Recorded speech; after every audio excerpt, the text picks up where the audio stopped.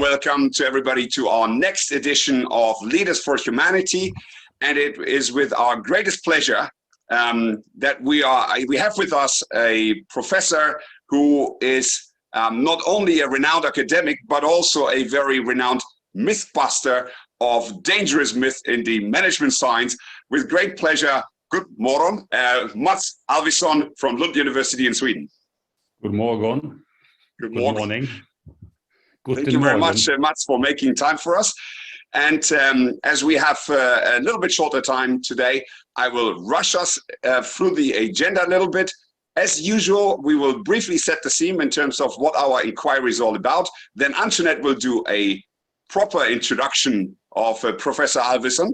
And then we will go into the critical dialogue as usual. And today's focus especially will be on some of Mats' very intriguing work in the context of critical theory, critical management science, to look at some of the false beliefs that we as the addicts of management are exposed to. And if we get there at the end, we will hear from Mats a little bit about what we can do about it to get better at managing. And with that, our Good Organizations inquiry, we have been trying over the last 12 months to corral interesting thinkers, thought leaders, theories, and practice in order to create a new narrative for responsible management, positioning the organization as a good actor in society, as a positive breeding ground for the development of individuals, and also as a positive community for stakeholders and people who are within the organizational context to grow and thrive. And it will be very interesting to hear from Mats what he thinks about the normative idea of the good organization. But as most of us already have heard me talking about good organization many times, I will not dwell on this today, but hand over directly to Antoinette for the introduction. Wonderful. When I did my usual CV research, I was struck this time because wherever I found your CV, it was always short and not focused on what most researchers tout normally about. No mentioning of your honorary doctorates, which you have, no enlisting of important prizes and awards, and not even a count of your articles. I'm shocked.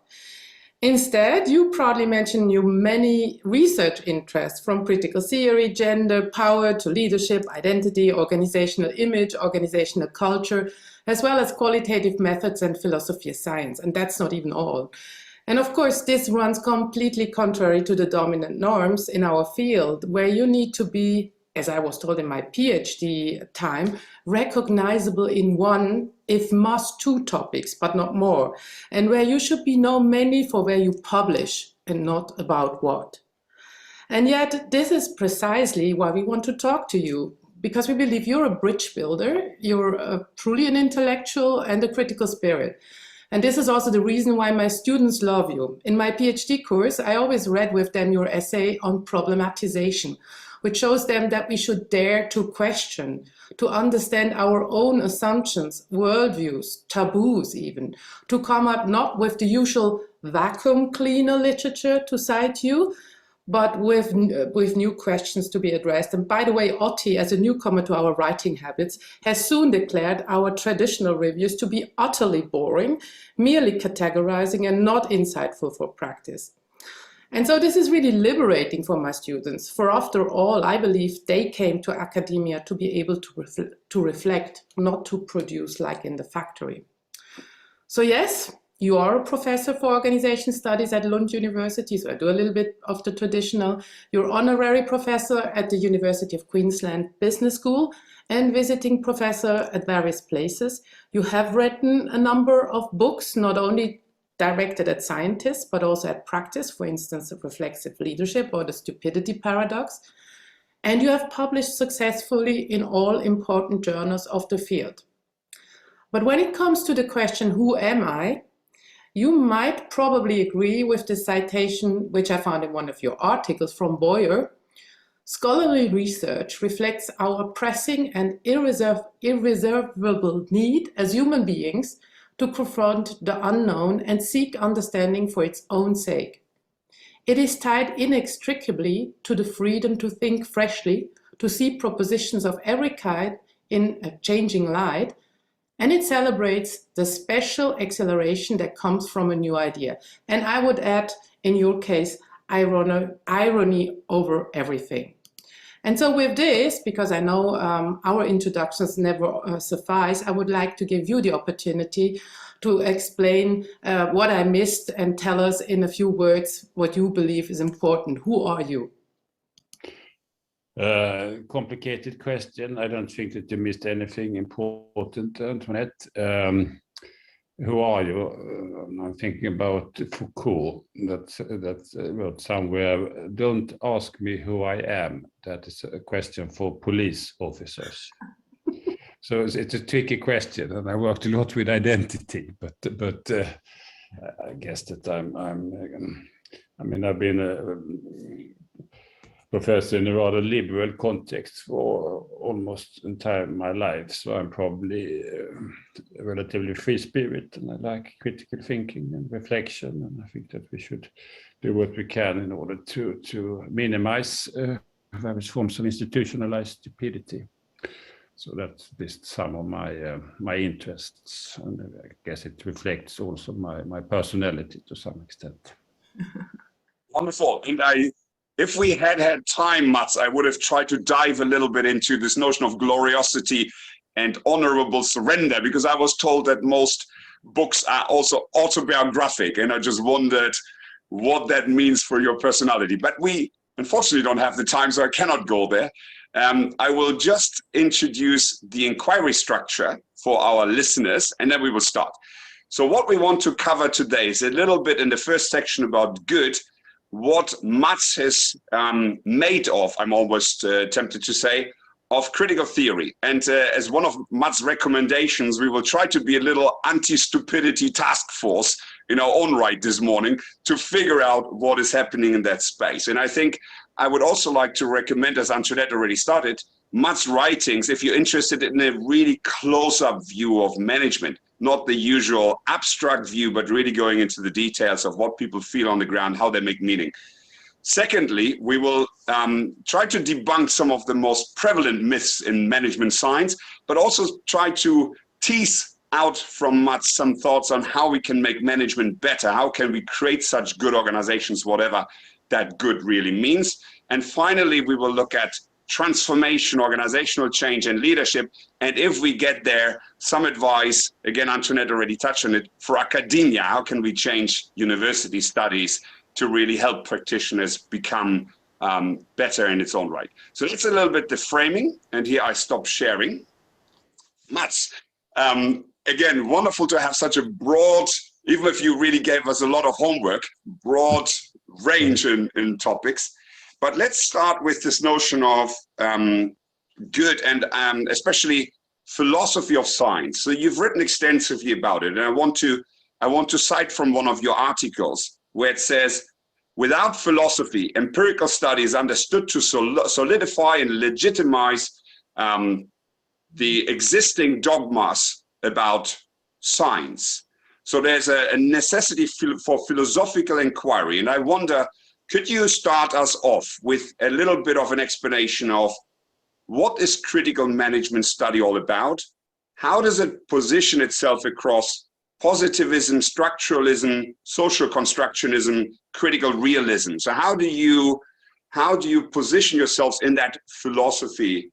And maybe secondly, let me pause with that question. And then secondly, we go a little bit into what you call productive provocation. Yeah, that's a critical question. It may call for several hours of lecture to try to sort that out. So I just say that for me, then academic research, it should support critical reflection about who we are, what we do, what companies actually are accomplished, both on the bad and the negative side, so on the positive side. And this calls them for thinking through how do we actually approach and understand reality, what are the concepts and ideologies and the various ideas that are out there and tend to guide our research and our research contributions. And this calls for, I think, an open empirical interest in what's happening out there, but it often becomes very naive, and it ends with a lot of this is the framework, you apply the framework, here is like the data management following from all the sampling work, etc., data collection work that you have done, and then you assume that you produce some valuable research results. I think that we need to think through theoretical ideas much more, and also how we relate to our theories and our paradigms and how language works and things like that. And that calls for some more basic reasoning around stuff. And that includes some ideas around the philosophy of science. So we try to, I mean, I try to work on 3 levels. One is then empirical, and we do a lot of in-depth research, preferably then observations and interviews with managers, subordinates, learning the context and so on. So it's relatively empirically ambitious. But then really think through, okay, what are the various theoretical possibilities here, and then confront different theories, so not just being master of one particular theory and then you tend to apply this all the time. So we order the world accordingly, and then a lot of the findings are quite predictable. So that's the second level. And the third level is more basic reasoning around our methodologies, our approaches to phenomena. And here is a strong reflexive element. So how are we thinking, and where are ideas and concepts coming from? And of course, there are a lot of distortions around all this. You get money to be interested in a particular kind of truth, or you buy into certain ideologies in society, or jump into various fashions, and then you tend to reproduce all this. So that makes research sometimes not so interesting or really even valid. So I try to be a bit more broader when it comes to all these issues. So philosophy of science is one element in all this that I try to make useful then in empirical studies, which should not just be sterile stuff up there or out Very there. interesting. And I really, looking through many of your books where you go detailed into case studies, as you suggest, I found it very interesting how up close you go, how you look at the perspective of different actors, but also what you just described, how you derive the theory whilst you're kind of developing the empirical study. It's not a preconceived idea. You're actually developing ideas and structures and interrogating them from different perspectives continuously. So very, very interesting. But I think, so we are coming from a philosophical notion of virtue ethics and try to be quite normative around what ethics implies. And here comes our second question, Antoinette. No, I mean, I just want to maybe one step back, because I mean, what you were describing is, of course, very strongly what critical management and critical theory is all about. But I think you go a step beyond with your performativity. You say you want to have performative critical management studies. And for doing this, you do embrace, at least in the article, also some type of ethics. And I want to go a little bit closer to that one. So you talk about the ethics of care. So also listening to the participants, so to say, which we have already heard you're doing in your studies as well. You're talking about normative in general. You're talking about pragmatism. So there's a lot of ethics in your emancipation, if I want to put it this way. So I really would like to ask you on a more general level, what then is this emancipation? From what and towards what? So I mean, where is the normativity in your studies? Yeah, I think it's a good question, and I'm not like fixed normative in a particular way, but try to see the ethics. I mean, what are we doing? What are the consequences of our frameworks, our vocabularies, and the work that we do?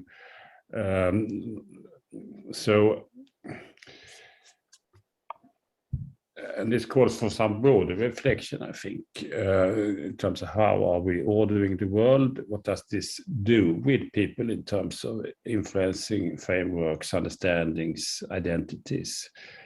possibilities then to be reflective practitioners. And a lot of the stuff that we tend to block rather than facilitate that kind of orientation or ability. There are a lot of kind of truths or very strong normative statements. Leadership, this is the right form of leadership, and you should adapt that. And then good things will follow, which makes sense on one level. But then if you start to think more broadly around that, I mean, leadership calls for followership. And the more you emphasize leadership, there's a tendency that you reinforce elitism and asymmetrical relations. And this is, of course, sometimes part of the ethic, because care for people that are more senior and more experienced and have authority, that call for some doing of leadership. But at the same time, if you overemphasize this, then you introduce strong asymmetries and tend to normalize people being relatively immature and passive and dependent and vulnerable, etc. So for me, ethics is more complicated reasoning around what are we actually doing and what are we kind of contributing with in terms of worldviews, concepts, ideas, descriptions, and then the ethical guidance then for good researchers to really think through this and try then to, in your hopefully dialogical ways of addressing your audience. Can I challenge you on that, Mats? And sorry for being, just because of time, a little interruptive here, because, I mean, I liked lots of your works, and I was getting very irritated with some others, and I guess that was part of the idea, especially the lives of managers. I can't remember exactly the book title, but you describe managers in a very critical fashion, almost everything they do, right? So you talk about practice phobia, you talk about moral purity, and I cite you here in the context of ethics. Talk of morals and moral subtext says less about behavior and relationships than about managers' efforts to create an identity, and then you say that identity is fantasy. So I wonder, is there not a risk, if you're not describing some degree of normative ethics in your system, that you criticize everything and everybody without a positive outcome, because you're not leading towards anywhere? And this is actually similar to our discussion with Ed Freeman about pragmatism, where we said, in pragmatism, there, as John Dewey said, it's a method. There's no inherent axiology, there's no inherent ethics.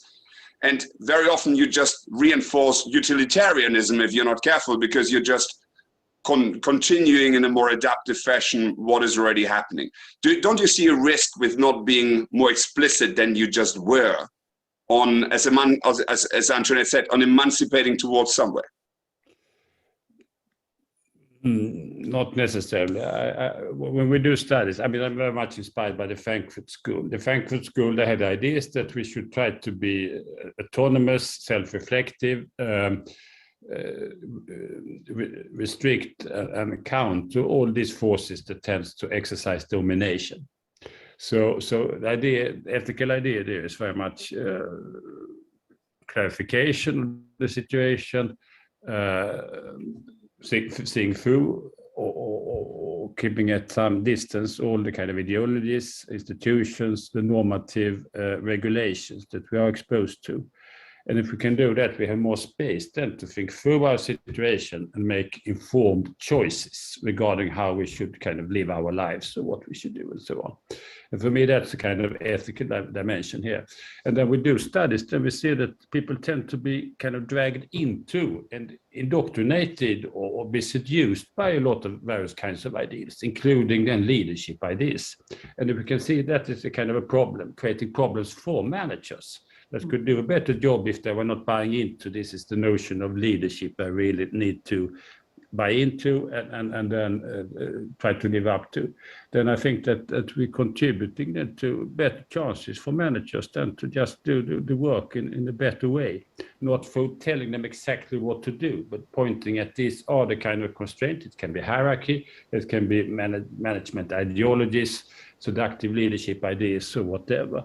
So it's not free of direction, but we are not like pointing this is exactly what you should accomplish either, but we more look at what are preventing people then from doing kind of reasonable jobs or having a thought through view of themselves and their work, etc. But if we take Habermas, because I found that also, of course, very clearly in your work, because you talk a lot about blocking communicative action, so it is very strongly in your work. But on the other hand, you're also, of course, in a certain sense, also miles away from Habermas, because in a certain sense, he kind of wants to have us finding our essence, where you don't really see that we have this clear essence. Then, of course, he's very much about universalistic norms, and you're much more in a postmodern world. So how do you bring this together? Where is the Habermas? Where is the universal ethics in your work? And where do you clarify this is really different, and I'm going to maybe even develop that further in my own view, in my own writings? Well, I must confess that I have not thought that extremely much about this. I'm inspired by Habermas. So the idea of communicative action, communicative rationality, I find that inspiring. Of course, a lot of problems with that, but still some kind of hope that the good argument, the efforts to try to minimize or at least be clearly aware of sources of communicative distortions. I think that is very important. Then I find it particular normative ideals that tend to be quite abstract and a bit up in the blue. And I mean, I'm more interested in, okay, what's happening in organizations? What are the major sources of domination, or people creating prisons for themselves and others? Can we point it then there is a space for doing things a bit more thought through and increase the level of critical reflection? That's my kind of general idea, and I think that's kind of enough as a research program. So I will crunch it up here a little bit. So what I'm hearing is that you are mostly focused on the things that come in the way of activating critical reflection, which relates to that notion of functional stupidity, which we'll come to in a second. You're also describing some routines and reflective spaces that we will touch on when we go into the organizational section. I think what for us is still an open question is, one, as Antoinette describes, that idealistic view of Habermas, that if you offer reflection, the good universal norms will somehow emerge, I think is not our practical experience. And secondly, when people have that reflection space, if we go into our research on morality and how people attain phronesis and practical wisdom, and you explicitly mention practical wisdom or practical critical thinking, there is an element of sense-making on normativity required for them to decline choices. So I think there's still a need, even if we have reflective spaces, to think about, okay, so what are social ways to create a good life for all of us? But that aside, so going into the next topic a little bit, Mats, could you frame for us constructionism? Because I was very proud that we have our first self-declared, so to speak, constructionist on the series. So what is organizational discourse analysis all about? Why is it so rare? What's the role of language? And Antoinette already touched on irony.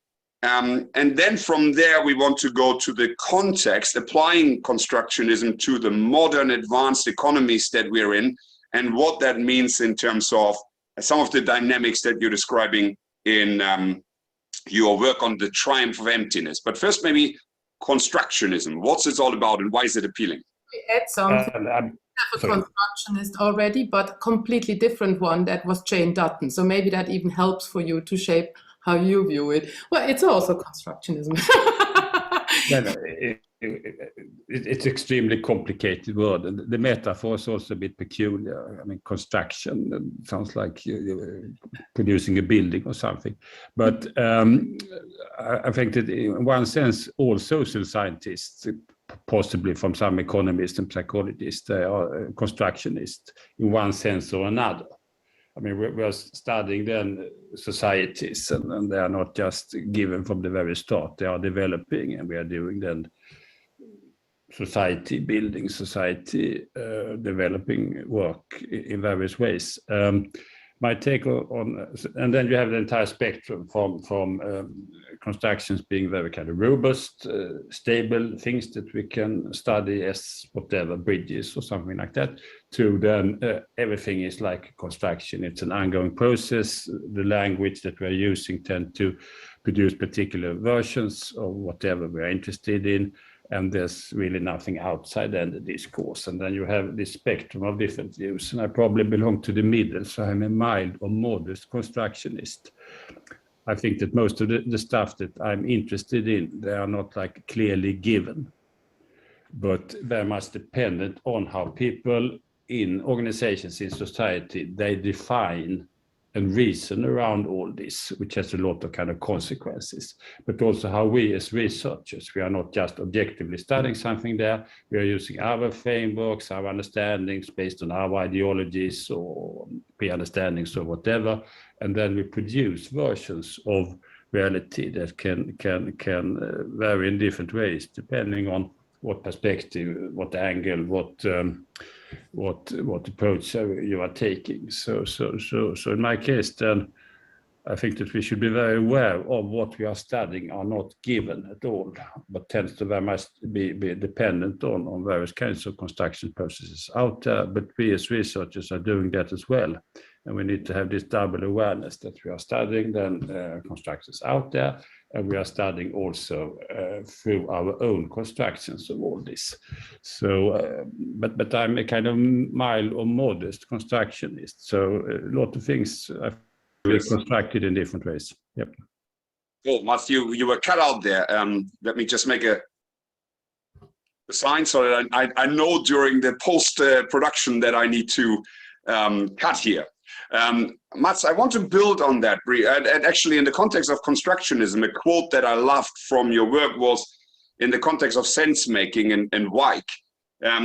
Reality is an ongoing accomplishment. I really like this idea. And I think, again, this notion of meaning-making and language and how the context shapes who we are and how we make sense and construct the reality, I thought was very interesting.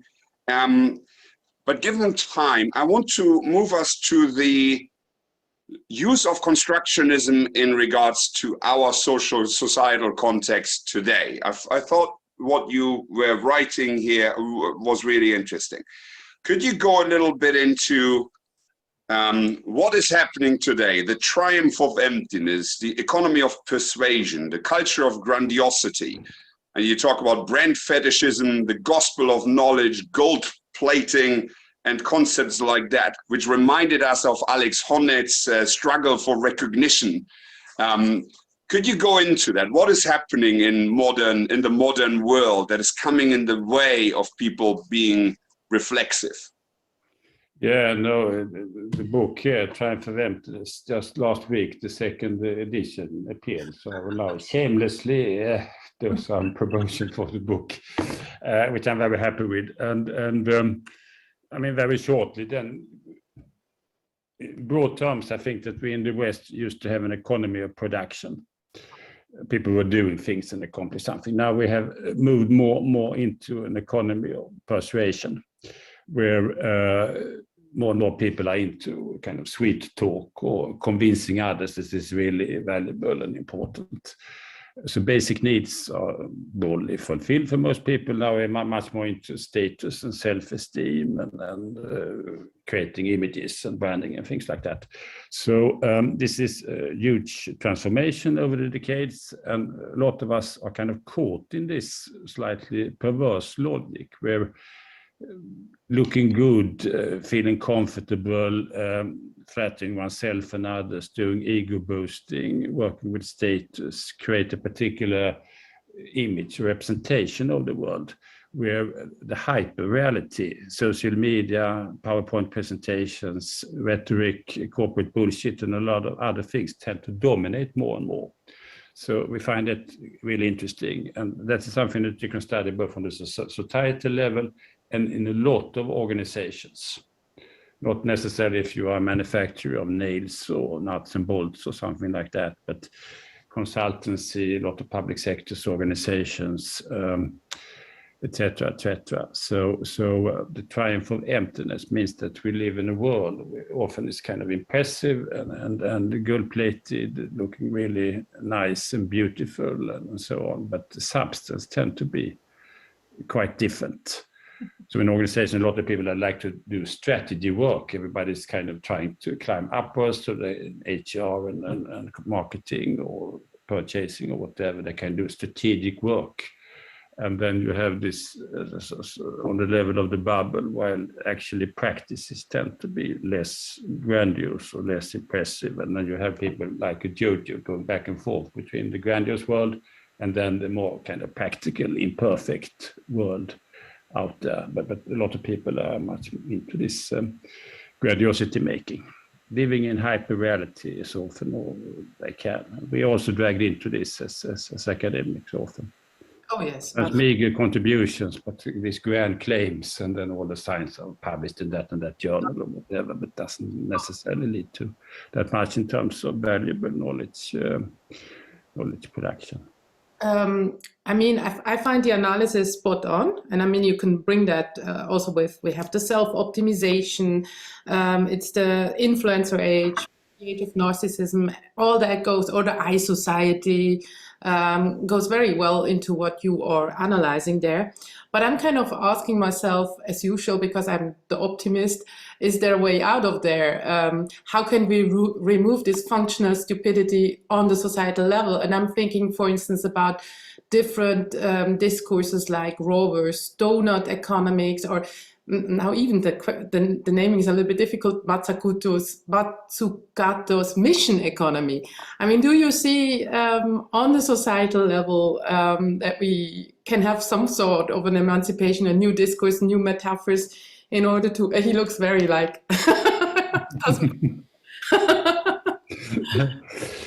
yeah, no, I don't know. I think that the problem is that there's a lot of overproduction of stuff, including higher education and culture and media and common goods. And of course, that creates a particular pressure then for companies and for most of us to sell and to appear good and then deliver promises. So I think that's a mega force that we need to take seriously. But then, of course, that's not the only mega force. There are other issues as well. And if we can be aware of this, then I think at least we can have some critical distance to this. And then we can ask more reasonable question. What's the purpose of this? What does this really mean? How does this really connect then to some kind of positive practice? And then work harder then in order to increase the level of meaningfulness in terms of what we are doing. So I think that as all the time when I'm doing research, these are things that is not the entire truth or whatever, but these are things that we should be aware of. If we can create awareness and some good description and some concepts and frameworks around all this, then I think that we are kind of pushing then societies and organizations possibly in the right direction. And this is, of course, very modest proposal, but still I think that is what we can do. We're coming to a degree to the same problem, right? So and what came to my mind when you were writing about homo consumericus, right? So the consuming man of the modern world, was a quote by Ebner Eschenbach, which was, "The happy slaves are the greatest enemies of freedom." So I think what you're describing is we need to attain freedom, but of course, once we have it, we need to do something with it. And I guess the philosophical inquiry at some stage needs to lead to also some philosophical production, as Karl Marx kind of written on his tombstone here in Highgate Cemetery suggested. Philosophy is not there to only interpret the world, but to make it better. But here I wanted to bring up one thought that I loved in your new book, which was about this notion of individualism. And Antoinette talked about the I society. Because with Luigino Bruni, we discussed the concept of immunization. So he said the modern capitalism and market relationships often lead to making us immune from each other, from the wound of the other. So this notion of trying to find safety by abstracting the relationship. I think you're describing something similar with this notion of individualism. We're trying to create safety through consumption and status and this branding from having a meaningless life almost, right? From the lack of substance. We want to rationalize that away by creating something else. And I really liked your idea of there's a lot of individualism, and Robert Putnam describing the I Society and so on, but it is within a societal template, right? So you describe it as a fantasy of uniqueness, this notion of grandiosity based on a non-substantive image, which leads to emptiness.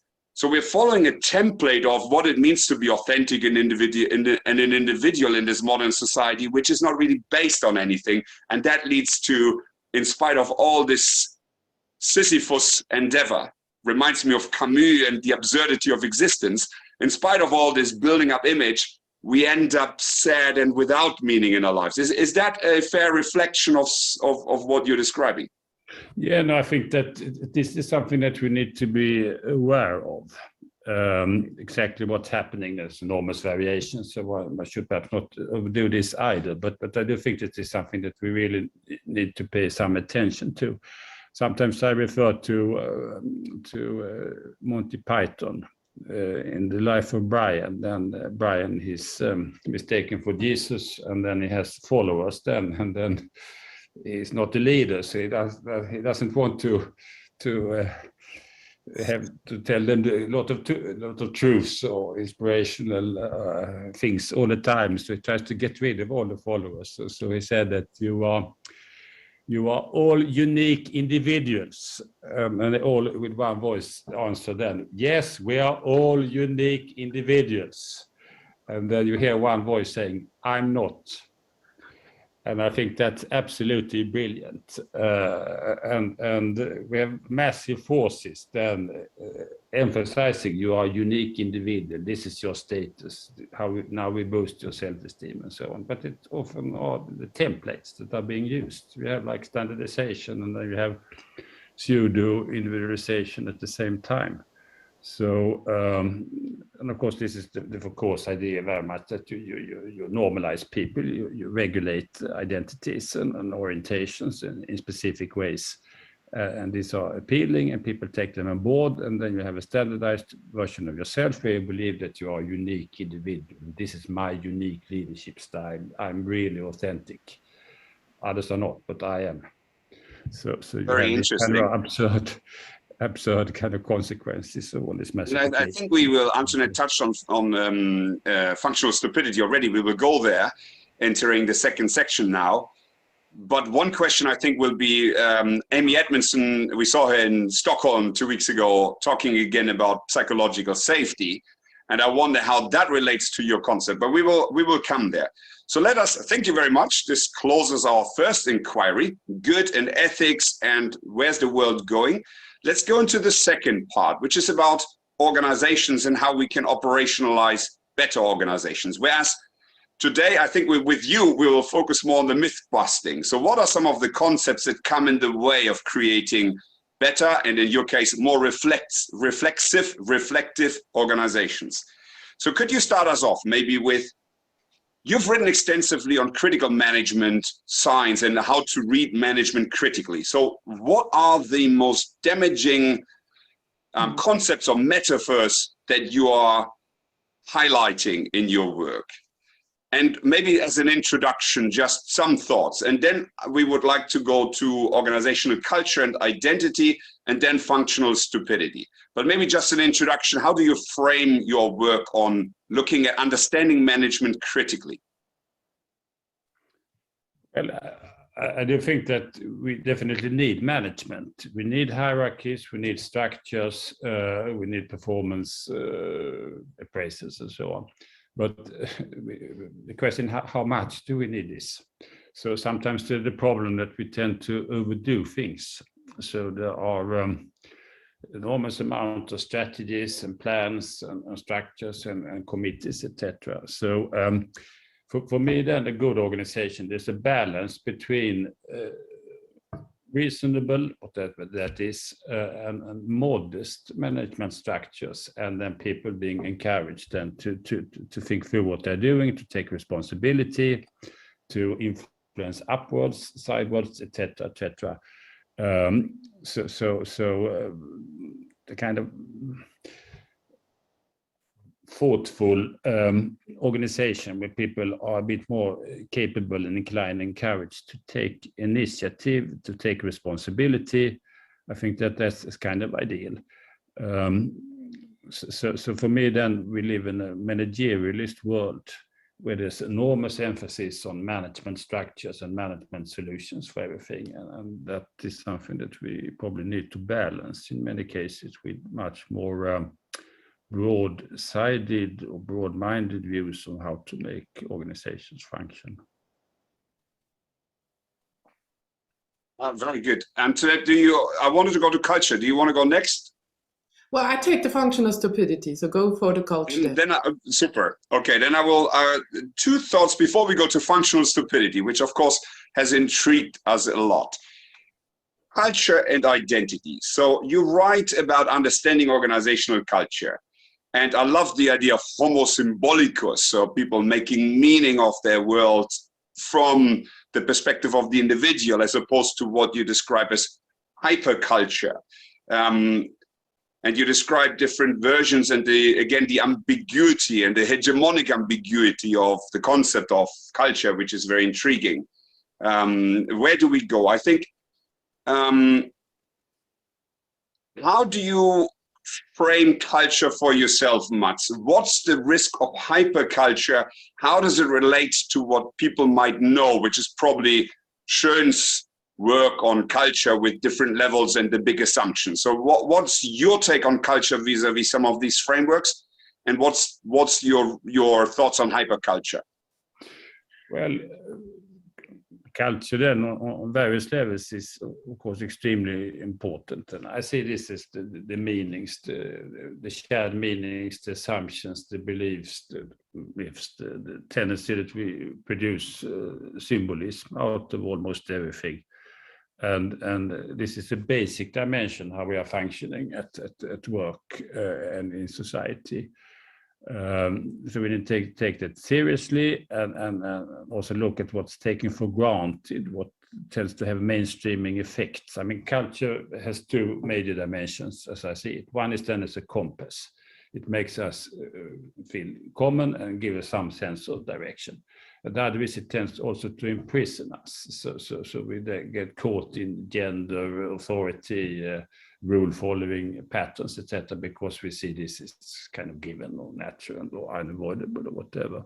So my interest in culture is very much to explore how do people relate to their worlds, to themselves, and how can this be opened up for a higher level of reflection.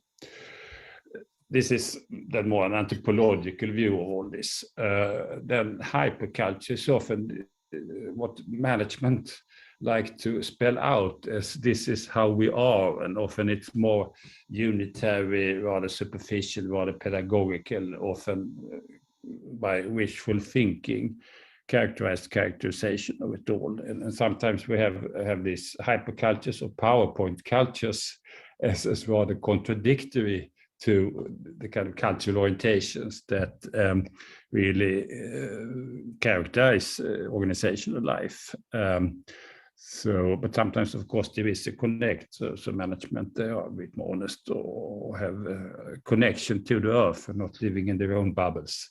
But the relationship between these two I find quite fascinating and worthy. And I love and everybody reading your work. I think you're very innovative and creative when it comes to metaphors. And one that I really liked was the metaphor of a package for culture. So like you say, that it gets packaged as something like a product that is on a PowerPoint or people can use it. I think you said the unpacked package moves from one actor to another in culture change. And very interesting, right? How we treat culture as something static and universal. But going to what you just said, so you're diving into the interpretive.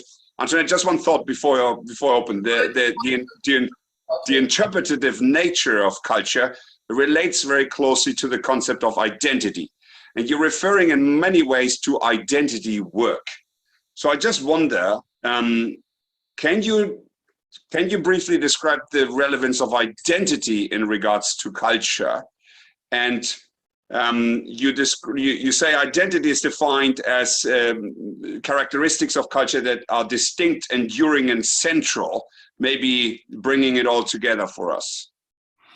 Yeah, I mean, you have identity on different levels, from self-identity or individual identities, which I think we are mainly interested in. And then you may have, of course, then collective identities, social identities associated with an organization or occupation or whatever. There's always an overlap. So culture tends to feed us with material through which we do then identity work, construct our identities. But it's a bit different focus, and culture is a much broader concept. And when it comes to identity, particular self-identity or personal identity, of course, organizational culture is one source of this, but it may be relatively modest source compared to all other stuffs, age and gender and background or ideologies or whatever that is part of then the identity construction work that people tend to do at workplaces, and sometimes in line with organization and sometimes more in opposition or in a frictional relationship to it. Yeah, I just wanted to take up something, and then we go maybe because identity is coming in the functional stupidity as an important part as well. But I just wanted to make one remark, because we had an argument the other day where Otti was clearly saying leaders shaping culture, and you are kind of, as you always look at the opposite side, clearly saying culture shaping leaders. And I think I just heard that again as well. It's where you look at what cultural aspect you really look at. Is it just a PowerPoint packaged one, or is it the more informal, intangible, and very much in the background, but very informing one? So just wanted to take that for the next. And probably Otti now wants to say something, but we're not going into that argument now. Well, I mean, there's always a mutual influencing process here. So, but for me, it's interesting that this is a dominant view. Okay, that makes sense sometimes, but often it tends to be constraining. And then I think it's opening up for alternatives. And then people can perhaps be inspired and to think more broadly and in different ways about this particular topic. So often leaders, they shape culture. That's the one dominant truth. But you can also say that leaders are very much shaped by cultures. You have the cultural templates and the norms and orientations, and then people struggle to adapt to that. So then the kind of logic is a bit different. And then, of course, you have a lot of dialectics or whatever type of complicated relationships between these. But I will say that in many cases, then leadership is very much framed by culture. I mean, this is also a change of discourse, by the way. When we started cultural studies in the late 80s, 90s, it was quite clear that culture was the stronger driver. And now with all this messianic, heroic leadership, of course, it's the leader shaping the culture. So, I mean, and in 5 months or something like that. So in that sense, it's also interesting to kind of bring historical texts back. But I mean, that's just from the outside. But we wanted to go further with also the identity, because I think this is a very important part also of functional stupidity. And I found that a very interesting way to look at organizations, particularly because you also look at universities and they're also functionally stupid, which is very interesting. And I first would like to go at how this all links together. So you say this is an interplay of institutional structures and norms, which are both blocking communicative action, but it's also this identity construction. So we happily obey in creating functional stupidity. So maybe you explain that to us a little bit, maybe with an example. And also, I found another remark very interesting. You say, mostly we seem to be feeling more like we're victim of the systems, but in reality, we could be also in charge of the system. So why are we falling more into this victim trap? So that would be the second question I would have. Yeah, we define functional stupidity that you are limiting your reasoning to a particular logic. Can be prescribed by your job description, or the rules that need to be followed, or I'm in this kind of level in the corporate hierarchy and I can do these things because I'm into this type of box here. Or you jump on the fashion, or you just are persuaded by a particular leadership recipe, and then you go for that. I'm a transformational leader, or I'm an authentic leader, or whatever. So functional stupidity means that you are reasonably rational and do things that you are supposed to do, but you are not thinking outside this narrow framework. So broader assumptions, broader questioning, more freely thinking regarding various issues tend to be blocked by your inclination then to go like this.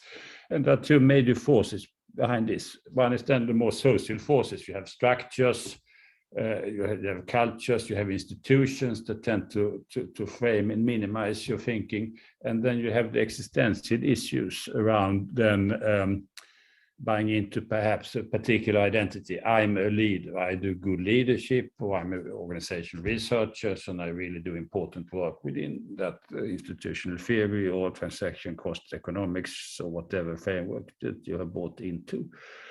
And then there are existential threats, and then cognitive dissonance if you broaden your outlook and not kind of caught in this type of identity, functional stupidity, construction of yourself, and in line with that also particular outlook at the world out there. So and we coined the concept functional stupidity a few years ago, which has been extremely successful, particularly in Sweden. So it was incorporated in official Swedish language a year after it was published in Journal of Management Studies in 2012. So some effect at last. So we can print T-shirts now. They'll stop functional stupidity. But I think the interesting thing, so maybe just for the people who haven't read the article yet. So I think, like you said, you're cornering or focusing in the notion of functional stupidity on the lack of, or the constraint of reflexivity, justification, and substantive reasoning, which relates more to, again, we talked about it in the context of performativity, the ends, right? So questioning why we're doing stuff in reality is very often contained. But you also say the functional stupidity often has advantages. It's not only disadvantages. So people might think functional stupidity, that must be bad. Actually, that's not what you're saying. You're saying we have to be aware of it, and then I think understand, is it useful to not question everything every day, or is it not? But that reflexivity has to be present. And in that context, we want to go, I think, a little bit into what does it mean to create reflexive organizations? What are the structures? You're talking about 6M model, leading leadership, kind of turning leadership more into other horizontal practices and so on. What are the reflective practices that we can adopt? So maybe what are your suggestions to creating good organizations in a sense of more reflective organizations where functional stupidity is examined appropriately? And can I just add something? And still, what is holding us back whilst you then explaining that? Because I just remember that the defensive routines of artists had also kind of this psychological aspect in it. So I'm just kind of wondering in the end, because I would also want to know what is holding us back, even in places where we could do it. Yeah, no, I'm often surprised that people are not actually using the small grey cells, as Hercule Poirot, the famous Belgian detective, put it, and then try to think through much more. What are we actually doing here? What are we accomplishing? Why are we doing this? And then test alternative ways of organizing. So, but functional stupidity, as Otti was saying, then it's a mixed blessing, because on the one hand, it is functional. It leads to focus, predictability, better social relations. It's part of what makes an organizational machinery actually work. So functional stupidity can be seen as the oil or lubricator facilitating the functioning of the machinery. So organizations are functioning reasonably well, perhaps. So that's the functional part. The stupidity part is that a lot of things does not necessarily make sense. They wouldn't stand the critical scrutiny. If you would be engaged in communicative action, then Habermasian will not be pleased by the outcome, because there will be distortions all the time. Others are doing this. We are not allowed to can't see beyond these constraints, etc. So it is functional and stupid at the same time. And we, of course, need some level of functional stupidity, because we need discipline, we need order, we need predictability, and we need also to avoid too much of stress. And the simplest thing is often to do as others. We mimic others, we follow then the job description or the recipe or whatever. So one element here is stress reduction, and also reduction of existential anxiety. Because if we should engage in substantive reason, what's the point of this? What does this lead to? What do we accomplish? Why are we doing this? Then of course it can be a bit shaky. In terms of I think this is interesting, Mats, because again, thinking about Amy Edmondson and psychological safety. So to a degree, functional stupidity can help with psychological safety, whereas I think what you're advocating is a right degree of staying with the trouble and examining some of that safety that we're sensing. Less safety sometimes, and there's some people writing about the culture of fear, that we live in a culture where fear is kind of escalating. I mean, not just fear for war or natural catastrophe, but fear of saying the wrong thing or insulting people or breaking with all the kind of rules and regulations or norms for how to be, etc. So, and this adds then to a general worry about thinking more freely and then speaking up. So, and that's one of the reasons, yeah, Antoinette, why we tend to sometimes feel the world is a bit like a minefield. So many things that could go wrong. You tell a joke, and then maybe some person of the opposite sex or from an ethnic group or religious or sexual minority, whatever, they may respond to this in a negative way, and then you may get into problems because there's a lot of procedures and policies and people with positions regulating all this. So I do think that we tend to be less inclined to use our intellect outside safe territories. In society, in organizations. And if we just take universities, once upon a time I felt that these were institutions where free thinking, freedom of speech were kind of applauded and supported. Now there are more and more constraints. We have more and more managerialism. There is kind of ethical rules and ethical clearance, and then customer orientation and all this kind of regulation of how you should see the world and how you should act in different ways. You called it an audit culture, which we are under.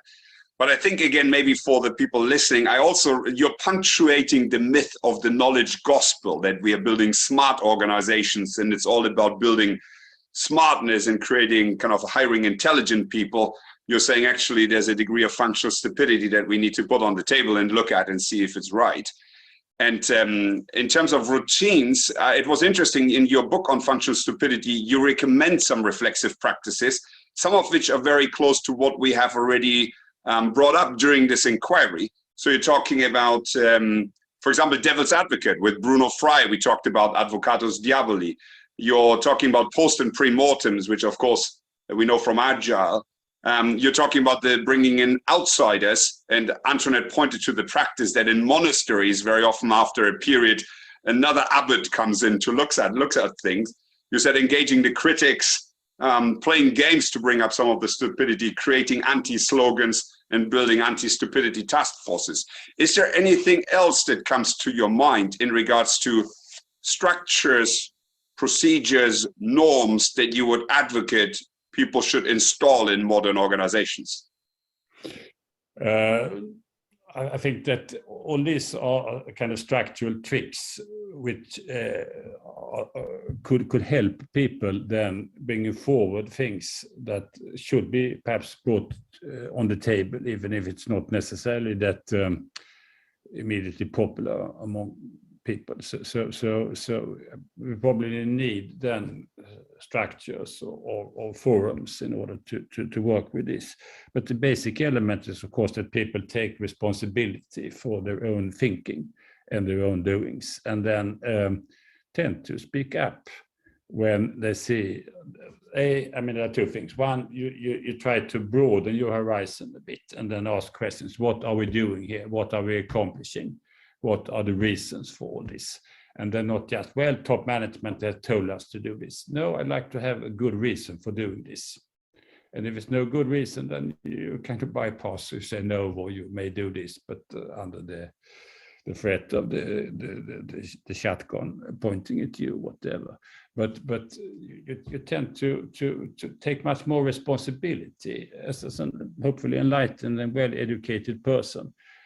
So this is the core element, and it's very much a cultural issue, which we can try to cultivate, and of course tricky to do so. But most of my work tends to try to encourage this with concepts such as functional stupidity. We pointed how common this is in organizations, and of course, as we said before, then.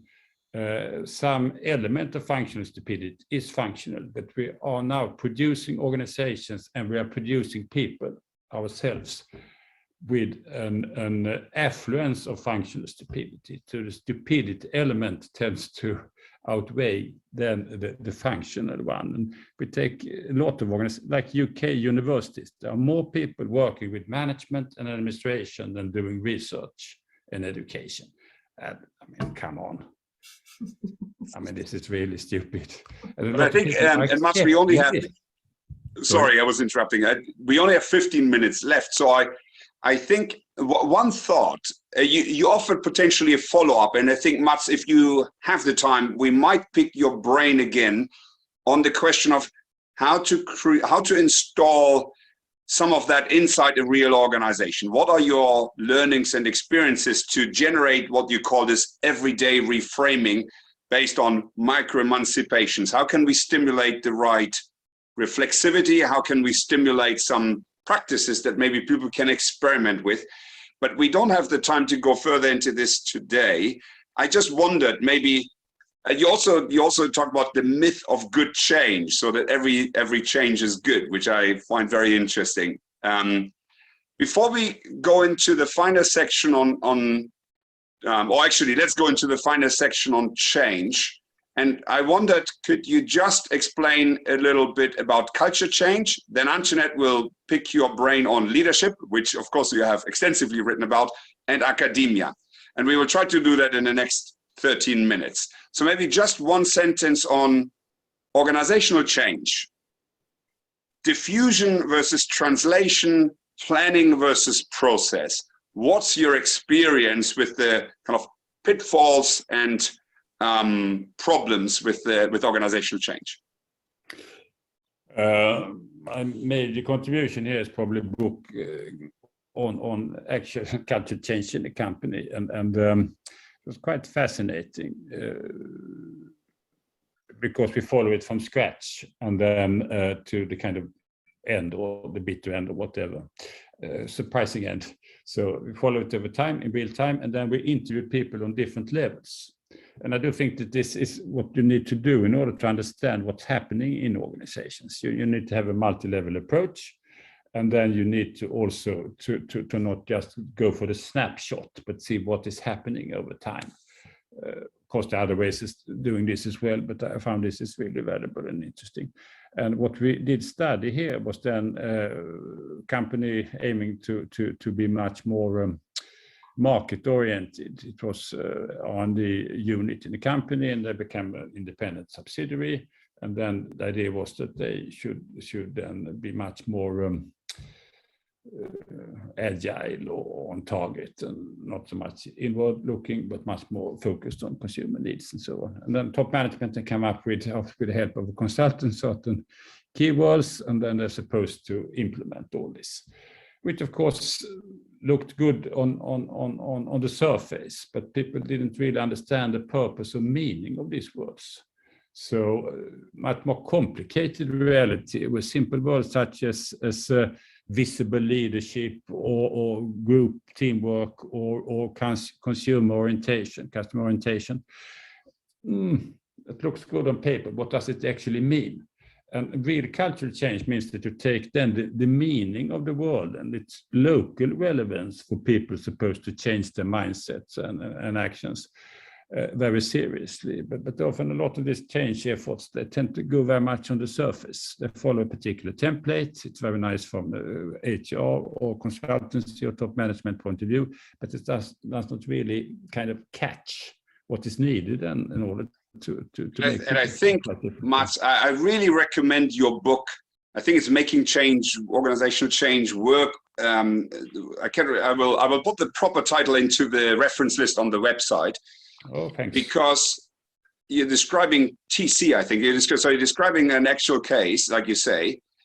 And I found it stunning that you describe what they're doing, and you come to the conclusion, it all looks very good. And then they start off, and it all falls apart, right? And you're going into this logic as you describe it. And I thought you used the metaphor of passing the baton in terms of this typical cascade and the different characters that have very different understandings of their roles. And I think what is generally missed, like you say, is this notion of translation. That at the notion that in a diffusion model, there's an initial, this famous notion of you create a platform for change and the urgency for change, and that initial energy passes through. And you say that's not how it works. At every relay, at every contact with someone in the organization, there needs to be new energy to propagate the change efforts. And that is a translation rather than just passing on. So people need to engage with the change, make sense of it. So super, super interesting. And I think that has really caught my attention. So people have a look at that book.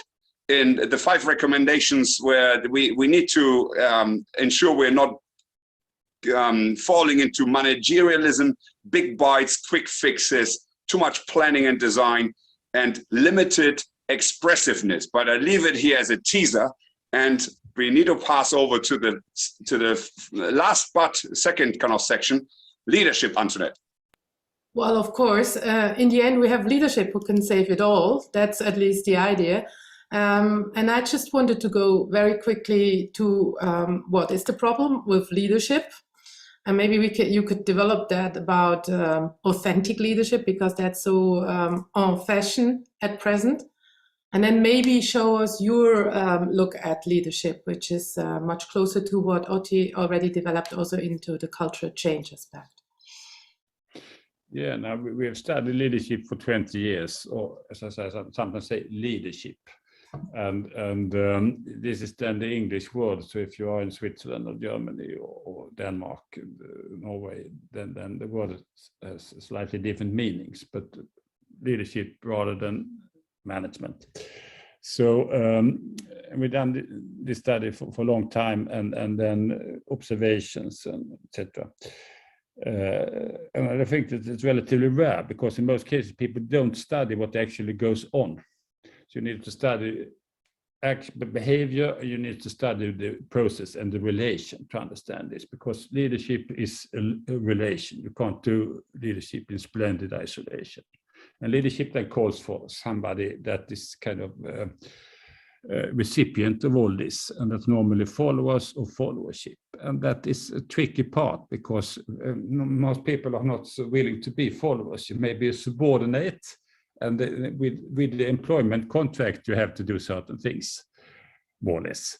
But then leadership, it's more voluntarily influencing. And then people may look at other sources of meaning or sense-making or understanding or whatever. And that may be colleagues, it may be professional cultures, it may be consumers or relatives or neighbors or friends or whatever you are saying. So in most cases, then it's tricky then to have this leadership kind of functioning as people may believe. And a lot of people are bought into the right leadership vocabulary and tend to repeat that in interviews and in questionnaire filling behavior and so on. And this means that we are easily studying then people's managers' leadership talk or people's questionnaire filling behavior rather than to understand this phenomena. And it is complicated relations when everything can happen. But one finding is that quite often people are not that extremely interested in the leadership. Like to work autonomously, sometimes leadership is seen also as a kind of distortion, interference. I like to work, but now I have to go to this bloody meeting, and then the manager is kind of going on with visions and waving the hands and doing a lot of other things. Of course, there are also people that are good managers and doing good leadership, but often one tends to exaggerate this a bit. And we are worried that we create a leader-centric world where there's so much attention and hope and resources being put into producing fantastic leaders, then through the leadership, then guiding the followers, and then the followers will do a fantastic good job. I think that's a lot of myths around all this, and that it's important to debunk this, to have much more realistic and all-sided ways of organizing things. But sometimes leadership has like there's a case for leadership sometimes, but there may be other ways that we should consider and how to organize things in much perhaps better, more realistic ways than putting a lot of burdens on the meager shoulders of the typical manager. I think, again, as we are doing lots of research in leadership, I think some of these things really struck a chord. You said leadership is the business world's response to Hollywood. And that is really what it feels like sometimes. Because you said all-inclusive, everything becomes leadership. It's all good.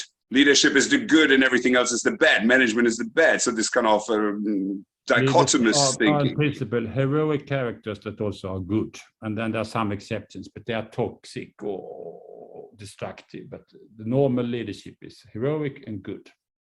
And I think what you'd point to is this examination of what people really feel about leadership. One, the followers. Nobody seems to be asking the followers what they think about leadership. But I think you also go into the anxieties of the managers. Right? People become managers with certain ideas, and then they find themselves in lots of anxiety to define their own role, but also make sense of their world, because it's becoming ever more complex and complicated. And living up to some of these standards is problematic if you go too much into what the role should mean, but you're not examining it, as well as if you're not going there because you're then, I think Akerlof talked about these identity costs if you're standing out from what is expected of you. And again, I want to make a recommendation because we don't have time and we want to touch briefly on academia. In your book on metaphors we lead by, you're examining the metaphor of gardener, buddy, saint, cyborg, commander, and bully. And I think you have another book where you talk about the 5 Ps. But I think it's very interesting for people maybe to look at this. The gardener metaphor I hear very often when it comes to agile.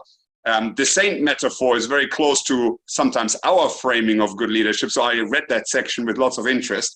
And I think, again, using metaphors and the bully metaphor to show some of the shadows of leadership was very interesting, again, as a language device to make sense of and make meaning of the situation. So a recommendation, again, we cannot go there further unless you want to throw anything else in, Mats, that comes up. And then I think we close with academia. We cannot let you go without talking about professors. Well, if nothing, Antoinette, can I hand over to you for the challenging, I say, as kind of unconditional surrender, honorable surrender. What's going on in academia? Well, that's already a good question. And the last one is, if this is what is happening, how can we ever have the hope that anybody learns critical thinking if even the professors do not do critical thinking? So how do we get back on track? Yeah, no, the title there, Honorable Surrender, it's an article with Bettina Skrularek, published in Journal of Management Inquiry. No, I think, I mean, we should be able to do this. I mean, we have a very strong and safe position, even if it's weakened a bit. And I'm very disappointed. I think that most academics, they don't stand up are very interested in the small corners, and then they comply with rather stupid arrangements, managerialism and political correctness, and a lot of things that are totally against the basic idea of university. So and it's probably partly because business schools have expanded, and the logic is a bit different there compared to like real academic subjects. So it is tricky, but so I don't know exactly what we can do. Because in some countries we still elect then heads of departments and vice chancellors and so on, and it's a slightly better situation there. Once again, I think that the fighting against functional stupidity is something that we really need to consider also in academia, and ask questions such as, what's the purpose of all this? What does this lead to? Can't we do a bit more resistance? Can't we spend our time in more useful ways than doing all this, supporting colleagues that may run into trouble because they're saying something that is not entirely in line with what people think you should say, and so on. So I think that we could do much more to save the universities. Now we are into educational machines, mass education, into sometimes bureaucratic, I wouldn't say nightmares, but rather strange and odd places where so much unnecessary things are going on. I think that's I don't know exactly what to do, but I'm kind of struggling, and I'm refusing to do things that are extremely stupid. So I think that is what we could do. I think you made very clear, Mats, and coming to the end, I think you talk about uncreative destruction in academia, and we need a social science with something to say. So on that basis, I think Antoinette and I will want to thank you a lot for your work, your what you call productive provocation over all the years. We found it very intriguing, even if sometimes it has created us trouble, but I think that was your intention. The irony that you have brought into the field, I think we have found very compelling. And as usual, we want to close the session out with a very fast 1-minute closure quiz. So we will throw 4 or 5 questions at you for just a quick what's on your mind answer, if you don't mind, to get us out of the session, and then we close the call. So the first question is, philosophischer Kopf or Brotgelehrter? Well, I'm probably more philosophical Kopf than scholar, curious and interested in stuff than Brotgelehrte. Wonderful. And of course, this was of course Schiller, and there's an article out there for people interested. Oh, sorry, I thought that should I say the name of the author?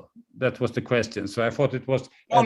It's where you are, where you see yourself, okay, and I'm not surprised you don't feel yourself the Brotgelehrte. Inaugural speech when he became a professor in Jena. Fantastic speech. Oh, wonderful.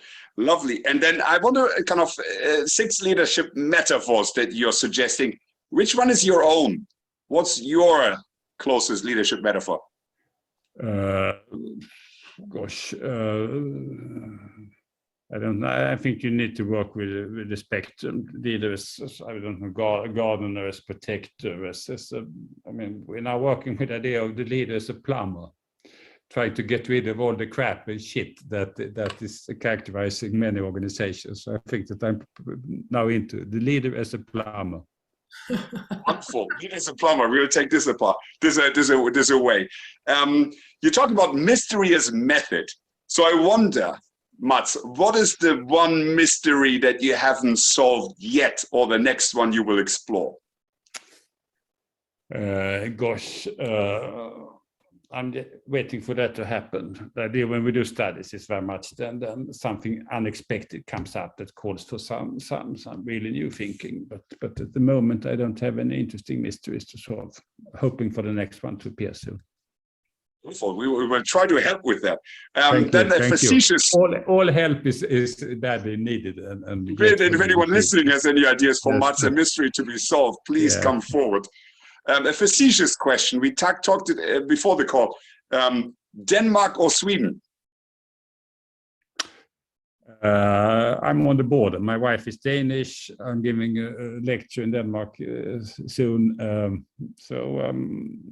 Combination. Combination. And for the readers, again, Denmark was more the authoritative style, where Sweden was more the collaborative style. So on the fence. Yeah. Denmark is a bit more outspoken and honest. I think in Sweden you need to be extra careful and polite, which I think it's not necessary. I think your wife is in the back listening, so you have to be careful when you say. I need to be careful. Yes, precisely. Harsh regime. And here's so two more questions. The serious one is, Mats, you've criticized almost everybody and almost all the nice concepts and books that we love. So we have to ask you, what are the management books or authors that you recommend for people to have a look at, if any? Who are your heroes? Well, depends what we mean by management books, but my favorite book overall is probably Robert Jekyll, Moral Mazes. Moral Mazes. I think that's a fantastically good book. It's so well written, so full of interesting empirical example and sharp reasoning. So Moral Mazes by Robert Jekyll. Thank you very much. And this brings us to the final standard question we always have. If you had a magic wand and you could change one thing in the world or make people take away one thing to change the world, what would you recommend?